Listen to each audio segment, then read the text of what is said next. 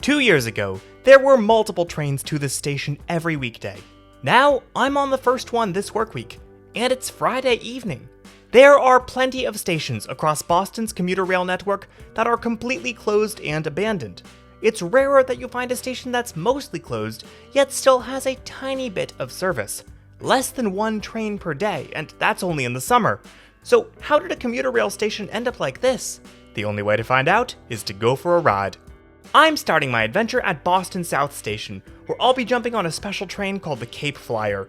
This is a seasonal train that runs between Boston and Hyannis, the largest village on Cape Cod, on Fridays, Saturdays, and Sundays in the summer. The MBTA's Fall River New Bedford line parallels the CapeFLYER up to Middleborough, where it splits off towards Fall River and New Bedford. Unlike most people on our train, we're not riding all the way to Cape Cod. We're heading to a station that was once served by the MBTA Commuter Rail. And with me is my friend Izzy. Hello, I am here. The CapeFLYER uses MBTA commuter rail equipment, including this F40PH3C, painted in a New Haven heritage livery.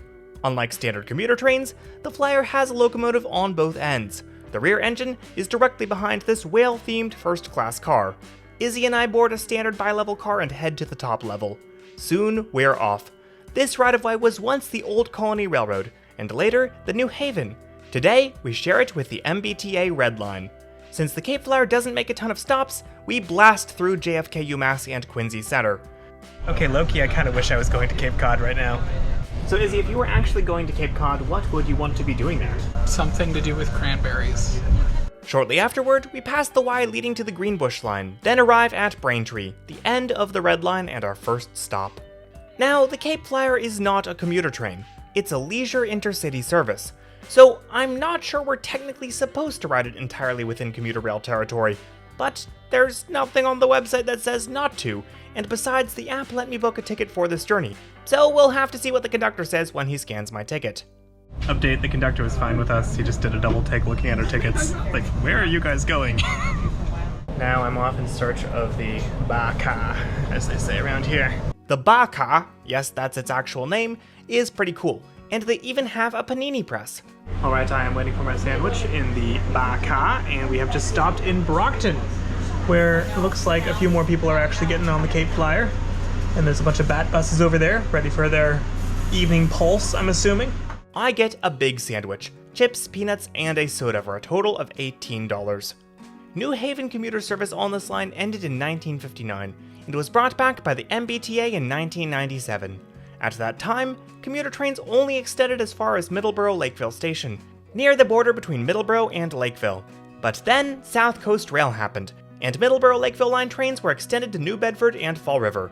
Now, Middleborough is home to a junction between the Middleborough Main Line towards Boston, the Cape Main Line to Cape Cod, and the Middleborough Secondary to Attleboro. Trains to Fall River and New Bedford need to go this way, which was a problem when they were designing this because Middleborough Lakeville Station is here. The MBTA decided a new station had to be built, and so in 2025, they closed Middleborough Lakeville Station and opened up a new Middleborough Station on the Middleborough Secondary. It's still in use today by every train to or from the South Coast. But at the junction, the CapeFLYER goes this way towards Cape Cod, right past the original Middleborough Lakeville Station. So it was decided that said station would stay open for Cape Cod tourist trains, renamed to just Lakeville, to avoid confusion. There's only 3 CapeFLYER round trips on a normal summer week, meaning the station gets a total of just 6 trains per week, averaging less than 1 train per day, just 6/7 of one. Man, I really wish I put this video out when I was still working at a middle school.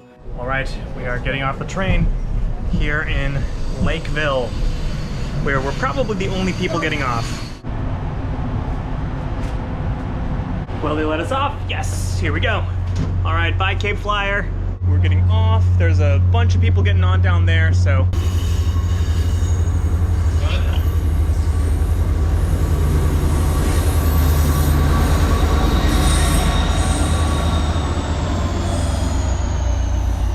There she goes! Alright, we have made it to Lakeville Station, and now we're gonna give it a proper station review. So, to start, we have the platform, like so, and I think this was supposed to be like a kiss and ride sort of thing, but I mean, since it's just CapeFLYER only, it's really desolate. In fact, the whole parking lot, if you can see with the glare, is pretty empty. There's even like a bunch of concrete structures down there. I don't know what those are. There's a couple of cars for people getting on the CapeFLYER. We got a platform here, like so, with bollards. How do you say those? I think it's just bollards. Oh no, now I'm second guessing myself. Let us know in the comments. Oh, biplane. Bye. Biplane. Help me find your dad. The signage, as you can see, still says Middleborough Lakeville from when this was a station called Middleborough Lakeville. There's a couple of train approaching signs. There's a single platform. It's all high level. This is possibly the only fully accessible station on the commuter rail that's no longer served by regular trains. There is, in fact, a wastebasket, although I wonder who actually empties this thing. Your food is the only thing in there. There is a departure board with exactly one departure, which is the CapeFLYER back to South Station tonight. Now, as you can see here, there is a map, and this is a historic map. It's not up to date. It still has the station we're at, Middleborough Lakeville, at the end of the line. Whereas a modern map would have the Fall River New Bedford line branching off here, the new Middleborough station over here, and then branches to Fall River and New Bedford. But of course, this station is no longer a regularly functional commuter rail station anymore, so it makes sense why they would have the old map here. However, they do have the new timetable here. Oh. With all the updated Fall River New Bedford trains, and over a year after the opening of South Coast Rail, there's signage explaining what's going on. So this is very good, clear communication showing not only that commuter rail service has moved, that CapeFLYER is still here, it also shows a convenient way to walk from here to Middleborough Station, which we're not going to do because it's almost 100 degrees out, but it even shows walking paths, both on the street and through a dedicated walking path. You might even say that's the new Middleborough Lakeville line. This platform is also really long. I mean, it makes sense. They had, long trains going into Boston back in the day. But it is kind of funny to think that this fairly long and fairly involved station is largely completely disused. Here's a shot of most of the platform. As you can see, it's all a bit on a curve, and the shelter does not extend down to the end. But it does cover a fair bit of it. We didn't record this, but there was a announcement a moment ago that said to look up more information on MBTA.com, which is really surprising that they have automated announcements at the station that is used 6 times a week. That's less than once per day. I also would like to make the observation here that every time we see Middleborough at this station, it is spelled UGH, which is, I would argue, the correct way to spell all of these towns. Team Borough with an UG at the end. Down here we have a couple of bike thingies, which are, of course, disused. We have a whole bunch of handicap parking, which is, of course, disused. An ex-tree. Yeah, a former tree that is now a very small stump, of course, disused. Speakers for, I guess, some kind of PA system. And then down here we have the end of the platform, the track curving off on its way to Cape Cod. It's very idyllic. They have an operating screen here, which, as you can see, is advertising the CapeFLYER.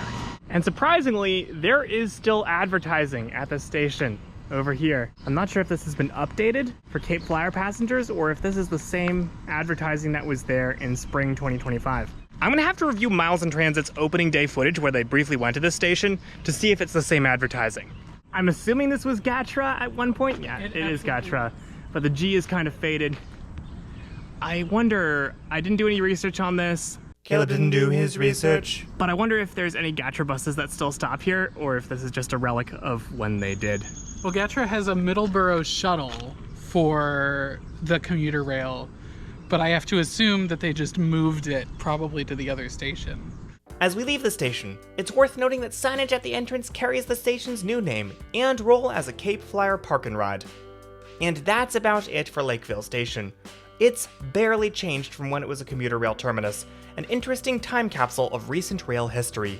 And now, it's one of the most accessible tourist train platforms in Massachusetts.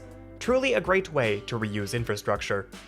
If you've enjoyed this video, remember it was made possible because of my generous Patreon supporters at patreon.com/classywhale, who get early access to videos. Let me know what other Boston Transit odysseys you'd like to see on here, and take care until the next one.